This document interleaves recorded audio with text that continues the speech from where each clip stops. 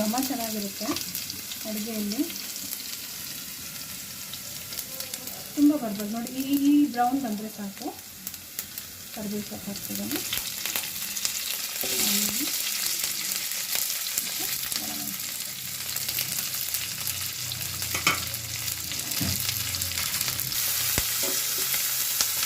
ಈಗ ಈ ಆನಿಯನ್ ತುಂಬ ನೀವು ಬ್ರೌನ್ ಮಾಡಬಾರ್ದು. ಯಾಕಂದರೆ ಪಲ್ಯದಲ್ಲಿ ಸ್ವಲ್ಪ ರಾ ಒಂಚೂರು ಲೈಟ್ ಬ್ರೌನ್ ಆಗಿದೆ ಚೆನ್ನಾಗಿರುತ್ತೆ. ಪಲ್ಯದಲ್ಲಿ ಬಾಯಿ ಸಿಗಬೇಕು ಆ ಥರ ಆನಿಯನ್ ಇದು ಮಾಡ್ಕೋಬೇಕು, ಬಾಡಿಸ್ಕೋಬೇಕು. ತುಂಬ ಬಾಡಿಸ್ಕೊಂಡ್ರೂ ಚೆನ್ನಾಗಾಗಲ್ಲ.